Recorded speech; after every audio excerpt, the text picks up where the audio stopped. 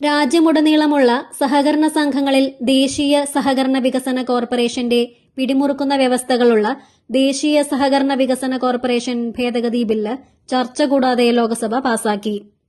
സൊസൈറ്റികൾക്ക് പുറമെ സഹകരണ മേഖലയുമായി ബന്ധപ്പെട്ട് പ്രവർത്തിക്കുന്ന മറ്റ് സ്ഥാപനങ്ങൾക്കും നേരിട്ട് വായ്പയും ഗ്രാന്റും അനുവദിക്കാൻ NCDCക്ക് അധികാരം നൽകുന്നതാണ് ഭേദഗതി.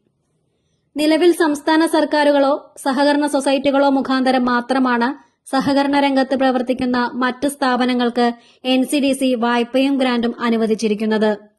ധനസഹായം ലഭിക്കുന്നതിലെ കാലതാമസം ഒഴിവാക്കാനാണ് പുതിയ ഭേദഗതിയെന്ന് സർക്കാർ അവകാശപ്പെടുമ്പോഴും ഫലത്തിൽ സംസ്ഥാന സർക്കാരുകൾക്കുള്ള അധികാരം പരിമിതപ്പെടുത്തുകയാണ് ചെയ്യുന്നത്.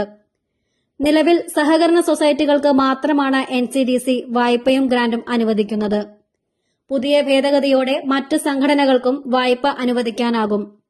പശ്ചാത്തല സൌകര്യം, സാങ്കേതിക സഹായം, സംസ്കരണം, വിപണനം, ധനസഹായം തുടങ്ങിയ സേവനങ്ങൾ ഒരുക്കുന്ന സംഘടനകൾക്കും സ്ഥാപനങ്ങൾക്കുമാകും NCDCക്ക് നേരിട്ട് വായ്പ നൽകാൻ വഴിയൊരുക്കുന്നത്.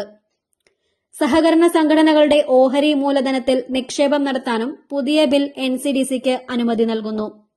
വ്യവസായ ഉൽപ്പന്നങ്ങൾക്കുള്ള ഭൂമിശാസ്ത്രപരമായ നിയന്ത്രണങ്ങൾ ബില്ലിൽ ഒഴിവാക്കിയിട്ടുണ്ട്. ഭക്ഷ്യവസ്തുക്കളുടെ നിർവചനത്തിൽ സംസ്കരിച്ച ഭക്ഷ്യവസ്തുക്കളെയും മറ്റു ഭക്ഷ്യ ഇനങ്ങളെയും ഉൾപ്പെടുത്തി.